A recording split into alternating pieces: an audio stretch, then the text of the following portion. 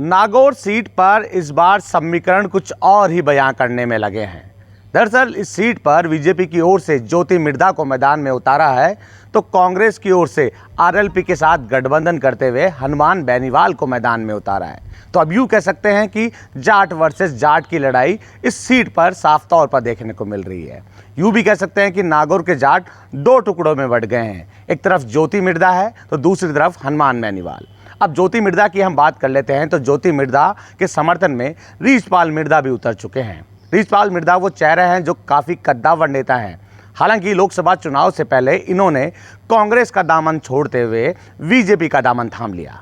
अब यूँ कह सकते हैं कि ज्योति मिर्धा मजबूत स्थिति में दिख रही है, लेकिन हनुमान बेनीवाल भी कमज़ोर स्थिति में नहीं दिख रहे हैं, क्योंकि हनुमान बेनीवाल जानते हैं कि जाट जब दो टुकड़ों में बटेगा तो मूल ओबीसी और अल्पसंख्यक मोर्चे के वोटर्स एक तरफा हो जाते हैं। और अल्पसंख्यक की बात करें तो अल्पसंख्यक के वोट हमेशा कांग्रेस के पक्ष में जाते हैं।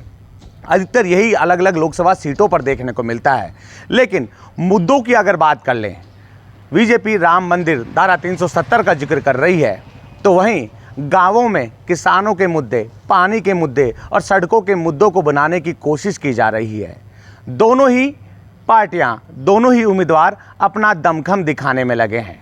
ज्योति मिर्धा हनुमान बेनीवाल के खिलाफ अलग बयान देती है, तो हनुमान बेनीवाल कहते हैं कि पिछली बार जब सांसद के तौर पर ज्योति मिर्धा मैदान में उतरी थी, उससे ज़्यादा मतों से इस बार उनको हराऊंगा। आरोप प्रत्यारोप दोनों ही उम्मीदवारों की ओर से चल रहे हैं।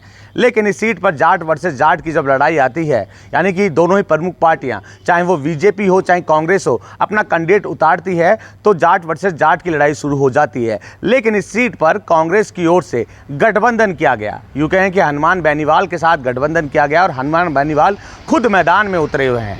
तो हनुमान बेनीवाल जानते हैं, विधानसभा चुनाव के समय भी उन्होंने लगातार इन सीटों पर युवाओं को साधने की कोशिश की थी, चाहे वो जो है आरएलपी के नेता के तौर पर, आरएलपी संयोजक के तौर पर विभिन्न मुद्दों को बुनाने की कोशिश की गई थी। हालांकि इससे पहले जब सांसद का चुनाव जीता था तो बीजेपी के साथ गठबंधन हुआ था, लेकिन जैसे ही किसान आंदोलन शुरू हुआ, बीजेपी के साथ गठबंधन तोड़ दिया। अब जाट नेताओं को अपने पाले में लाने की कोशिश दोनों ही उम्मीदवार करने में लगे हैं।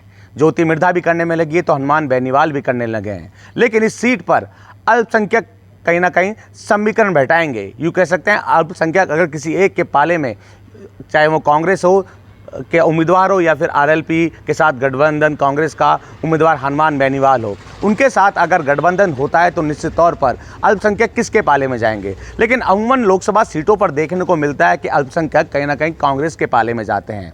बहरहाल सीट पर जाट वर्सेस जाट की लड़ाई शुरू हो चुकी है, लेकिन कौन सी सीट पर, इस सीट पर कौन सा उम्मीदवार खरा उतरता है, अल्पसंख्यक कितना समीकरण बिगाड़ते हैं, ये भी देखने वाली बात होगी। बसंत पांडे, टीवी 9 जयपुर।